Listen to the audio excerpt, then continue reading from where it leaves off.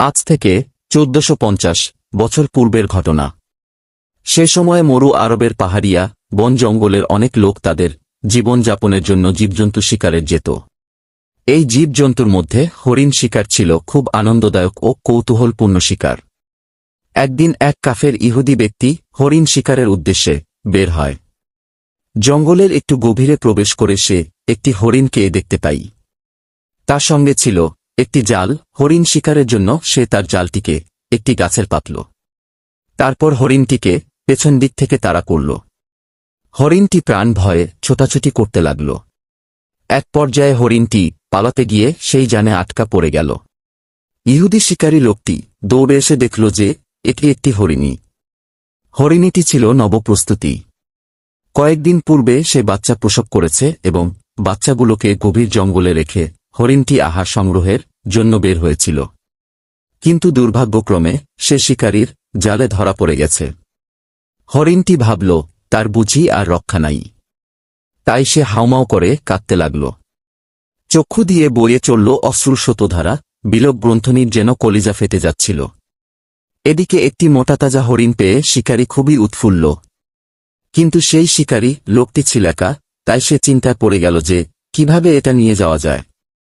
শেষ পর্যন্ত উপায়ন্তর না পেয়ে হরিণটির হাত পা শক্ত করে বেঁধে টানতে শুরু করল এবং বেশ কিছুদূর অগ্রসর হয়ে সে ক্লান্ত হয়ে পড়ল। তাই সেই ইহুদি পথিমধ্যে বিশ্রাম করতে লাগল। এমন সময় সেখানে দিয়ে যাচ্ছিলেন দোজাহানের বিশ্বজাহানের মালিক হযরত মুহাম্মদ সাল্লাল্লাহু আলাইহি ওয়াসাল্লাম।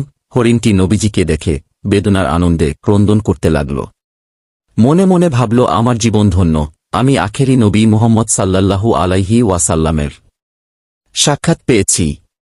প্রিয় নবী হযরত মুহাম্মদ সাল্লাল্লাহু আলাইহি ওয়াসাল্লাম যখন হরিণের কাছে আগমন করলেন, তখন আল্লাহর হুকুমে হরিণের জবান খুলে গেল।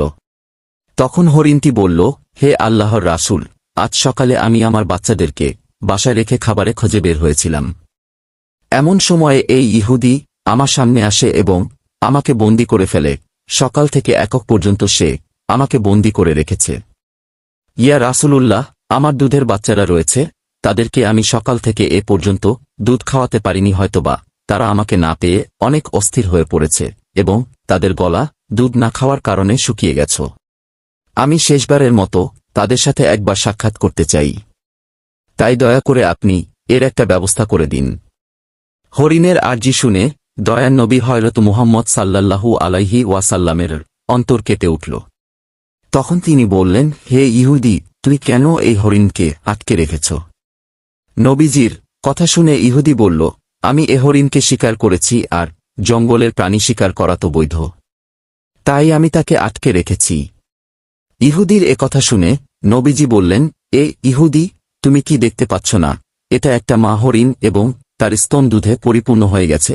সে তার বাচ্চাদেরকে দুধ না খাওয়ানোর কারণে অনেক কষ্ট পাচ্ছে। তাই তুমি তাকে ছেড়ে দাও। ইহুদি বলল, আমি এত কষ্ট করে তাকে শিকার করেছি, আর তোমার কথা মতো আমি তাকে ছেড়ে দিব, এ কেমন কথা? তখন দয়ানবী মুহাম্মদ সাল্লাল্লাহু আলাইহি ওয়াসাল্লাম বললেন, তুমি তাকে ছেড়ে দাও। শেষবারের মতো সে তার সন্তানদের সাথে দেখা করতে চাই, আর সন্তানদের সাথে দেখা করে তাদেরকে দুধ পান করিয়ে সে আবার তোমার কাছে ফিরে আসবে। নবীজির এই কথা শুনে সেই ইহুদি বলল, বনের হরিণ কি তোমার বাপের সম্পদ যে তাকে একবার ছেড়ে দিলে সে আবার ফিরে আসবে? শিকার করা প্রাণী কি আজ পর্যন্ত ফিরে এসেছে? এর কি কোনো নজির আছে? নবীজি যখন দেখলেন ইহুদি কোনোভাবেই হরিণটিকে ছেড়ে দেওয়ার জন্য রাজি হচ্ছে না, তখন তিনি তাকে বললেন, শুনো ইয়াহুদি, তুমি হরিণটিকে ছেড়ে দাও, তার বিনিময় তুমি আমাকে বেঁধে রাখো। কেননা হরিণ যদি না আসে তাহলে তুমি আমাকে সারা জীবন বেঁধে রাখবে।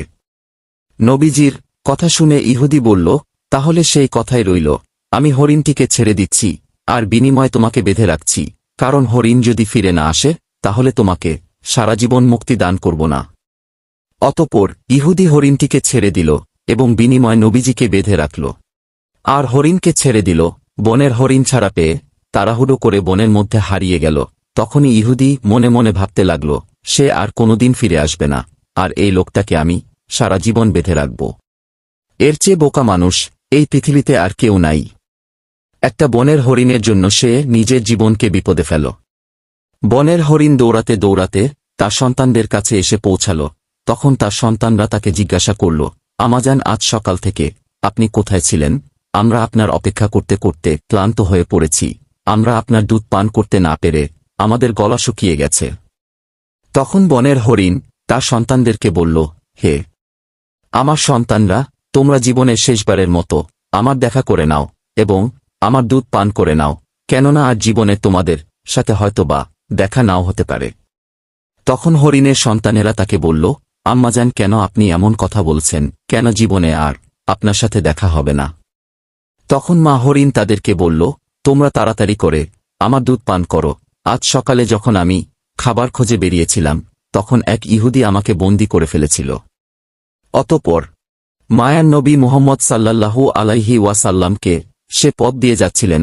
আমি তাকে তোমাদের কথা খুলে বললাম এবং তাকে আরো বললাম, ইয়া রাসূলুল্লাহ, আমার সন্তানেরা দুধ না খেয়ে পিপাসার্ত অবস্থায় আমার পথ চেয়ে বসে আছে, আপনি আমাকে তাদের কাছে যাওয়ার ব্যবস্থা করে দিন। তখন মায়ার নবী নিজেকে সে ইহুদির কাছে জিম্মাদার রেখে আমাকে তোমাদের কাছে শেষবারের মতো দেখা করার জন্য পাঠিয়ে দিয়েছেন। হে আমার সন্তানেরা, নিষ্ঠুর ইহুদি আমার মায়ের নবীকে বেঁধে রেখেছে, তাই তোমরা তাড়াতাড়ি আমার দুধ পান করো, কেননা আমাকে আবার ফিরে যেতে হবে। আমি আমার নবীকে কষ্ট দিতে পারব না। তখন হরিণের সন্তানেরা বলল, ও আম্মাজান, আপনি কিভাবে ভাবলেন মায়ার নবী ইহুদির হাতে বন্দী রয়েছে আর মায়ার নবীকে এমন অবস্থায় রেখে আমরা আপনার দুধ পান করব? আপনি চলুন, আমরাও আপনার সাথে যাব। দয়ানবী নবীজির কোনো কষ্ট আমরা সহ্য করতে পারব না। অতঃপর হরিণ ও তার সন্তানেরা নবীর কাছে যাওয়ার রওনা করল। হরিণের আসতে কিছুটা দেরি হতে দেখে ইহুদি নবীজিকে বলল, তোমার মতো বোকা মানুষ আমি আর এই পৃথিবীতে দেখিনি। বনের শিকার করা হরিণ তাকে ছেড়ে দিলেন, সে কি আর কোনোদিন ফিরে আসে? বনের একটা হরিণের জন্য তুমি নিজেকে আমার কাছে বন্ধক রেখেছে। কিয়ামত পর্যন্ত হরিণ আর ফিরে আসবে না এবং কিয়ামত পর্যন্ত তুমি আমার কাছ থেকে ছাড়া পাবে না।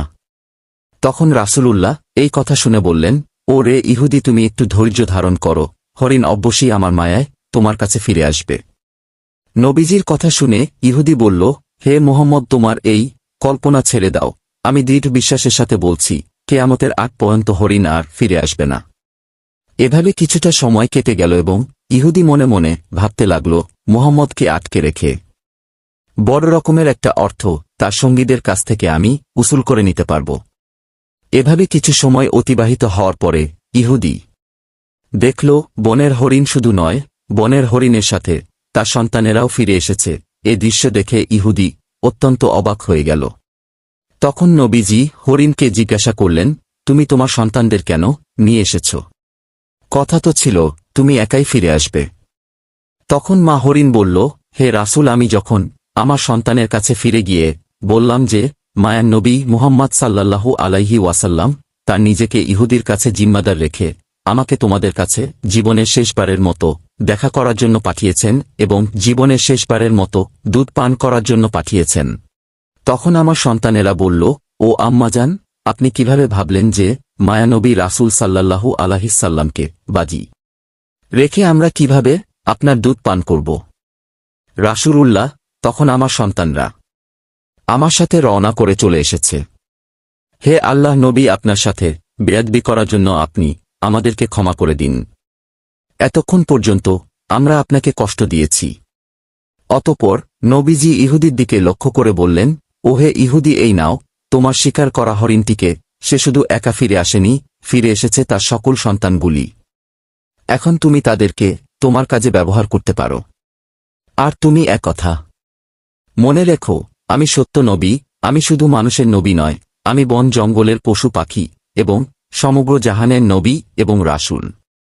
নবীজি চলে যেতে লাগলেন। তখন ইহুদি পিছন থেকে ডাক দিয়ে বললেন, হে রাসূলুল্লাহ, বনের হরিণ যার মায়ে ফিরে আসে, আমি বুঝতে পেরেছি তুমি আল্লাহর নবী ছাড়া কেউ নন।